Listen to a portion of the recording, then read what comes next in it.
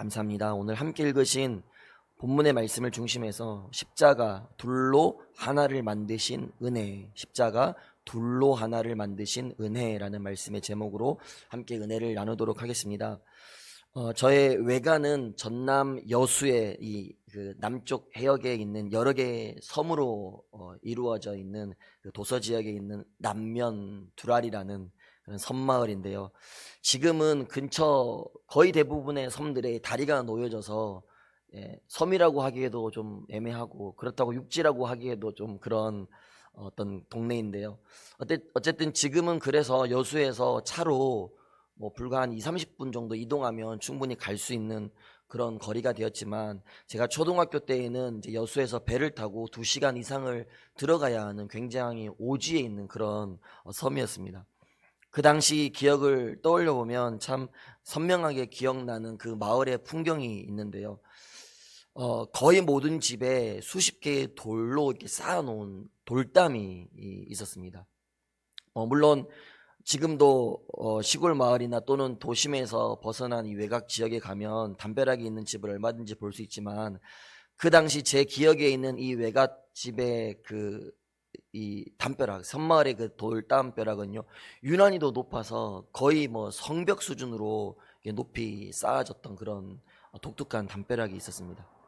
그래서 어린 시절에 제가 이 외갓집에 가면 그렇게 집집마다 높이 쌓여있는 이 돌담을 보면서 뭔가 괜히 삭막한 느낌도 받고요. 또 뭔가 괜한 경계심도 생기고 그랬던 기억이 있습니다. 이제 최근에 외갓댁의 소식을 들었을 때에는 이제는 그런 돌담들은 거의 다 사라졌고요. 그 섬마을 집들도 다 신식집으로 리모델링을 했다라는 어떤 그런 소식을 듣게 됐습니다. 현재 우리가 사는 이런 도심에서는 더욱더 돌담으로 쌓아 경계를 놓은 집들은 보기 어렵고요. 흔히 말하는 이제 도시화로 인해서 담장들은 다 사라지고 그 자리에는 이제 눈부신 발전의 상징이라고 할 수 있는 아파트들이 가득 들어서서 그야말로 좁은 땅 위에서 많은 사람들이 함께 모여서 살아가고 있는 그런 형태로 우리들의 이 삶을 볼 수가 있는데요. 참 아이러니한 것은 그렇게 담들이 사라지고 경계가 허물어지면서 서로 간에 더 소통이 더 원활하게 이루어지지 않겠냐라고 생각되지만, 오히려 높은 돌담을 쌓아 올렸던 그 옛날 그 시절보다 더욱 소통이 단절된 시대를 우리가 살아가고 있다라는 것입니다. 그러고 보면 그런 전통적인 시골 마을의 담장은 보이는 모습과는 다르게 최소한의 경계일 뿐 이웃과의 소통을 단절시키지는 않았다라는 것입니다. 그래서 오히려 담 너머로 들리는 그 이웃집의 소리에 귀 기울였고요. 또 그런 소리에 서로의 형편을 살피면서 삶의 문제들을 자연스럽게 공유했던 그런 시절이 분명히 있었습니다. 그런데 언제부턴가 눈에 보이는 담들이 다 사라졌음에도 더욱 철저하게 분리된 그런 개인사 속에서 어떤 소통과 공유의 개념은 거의 사라졌고요. 가족 간에도 거의 소통을 찾아볼 수 없을 만큼 단절된 시대, 그야말로 진짜 담을 쌓고 사는 시대를 우리가 지금 살아가고 있다는 것입니다. 그래서 결국 그 보이지 않는 담에 스스로를 가둬놓고요, 외로움과 두려움에 떨면서 불안을 호소하고 그렇게 힘들어하는 존재로 전락하게 되었고, 그 불안은 상대를 향한 어떤 적대심과 갈등으로 더욱 심화되면서 결국에는 우리 사회가 더욱 단절과 대립으로 아픔을 겪고 있는 그런 시대를 우리가 살아가고 있는 것 같습니다.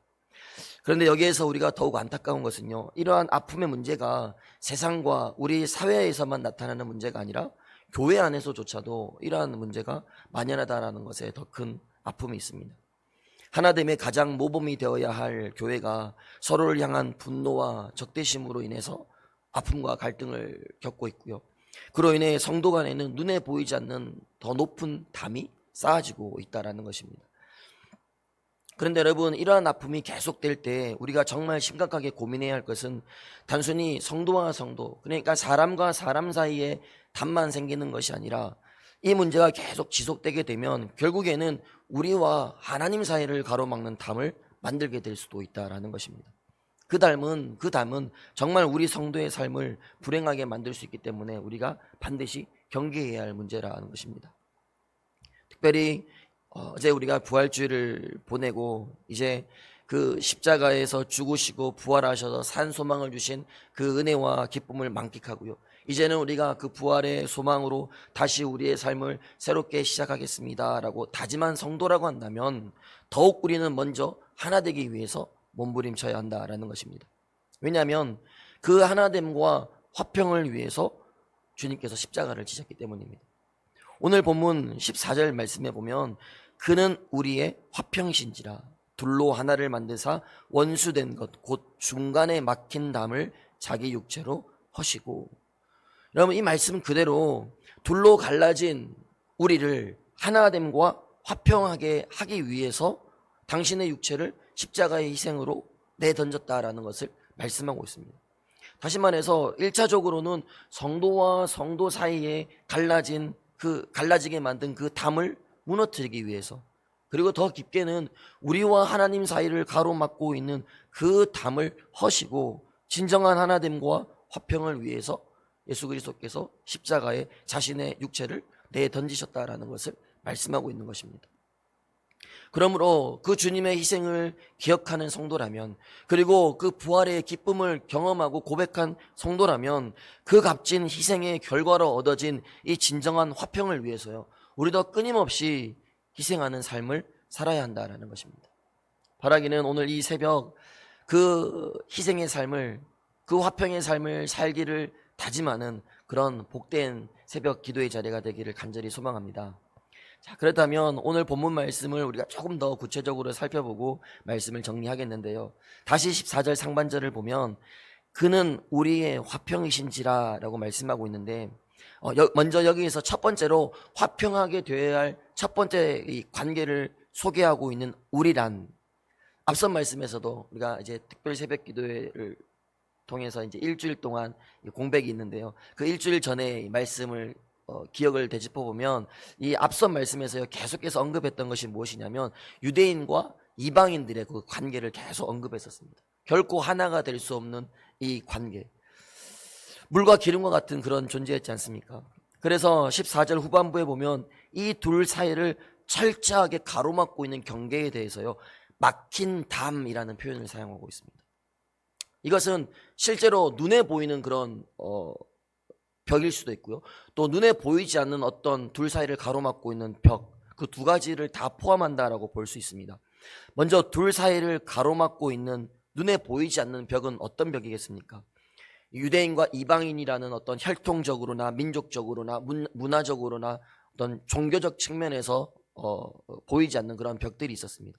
특히 15절에서도 언급하고 있듯이 유대인들이 가지고 있었던 율법, 예를 들면 음식법이라든지 아니면 할례에 관한 규정들, 이러한 율법들을 가지고서요, 그것을 지키지 않았던 이방인들을 도저히 상종할 수조차 없는 그런 사람들로 여기겠던 보이지 않는 벽, 그것이 유대인과 이방인들 사이에 아주 철저하게 있었다라는 것입니다. 그러면 반대로 실제로 눈에 보이는 벽은 어떤 벽이었겠습니까? 여러분, 예루살렘 성전에 있었던 1.5m 높이의 유대인들과 이방인 그 사이를 가로막고 있는 이 돌로 쌓은 벽이 있었습니다. 고대 역사 자료에 보면 이 벽에는 경고문이 붙어 있었는데, 어떤 경고문이냐면 어떤 이방인도 이 담 안으로 들어오는 것을 금한다, 만약 이것을 어길 경우에는 사형에 처한다, 그런 경고문이 붙어 있었습니다. 그렇게 사형에 처한다라고 아주 살벌하게 경고할 만큼 이 유대인과 이방인 사이에는요, 둘을 철저하게 가로막고 있는 실제 눈에 보이는 벽도 있었다라는 것입니다.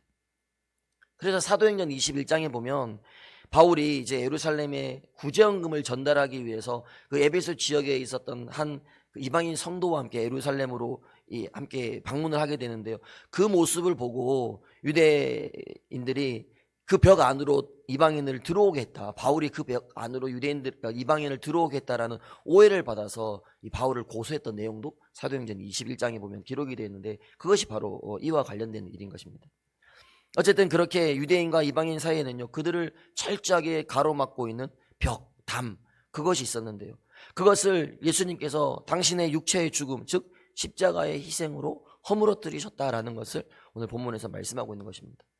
그래서 이제 더는 이방인들이 부정한 음식을 먹거나 할례를 받지 않았다라는 이유로 유대인들에게 구원 밖의 존재로 무시되거나 천대받지 않게 되었고요, 따라서 그리스도 안에서 교회 안으로 들어온 자들은 유대인이나 이방인이나 할 것 없이 모두가 그리스도와 한 몸을 이루어서 화평케 되었다라는 것을 선포하고 있는 것입니다.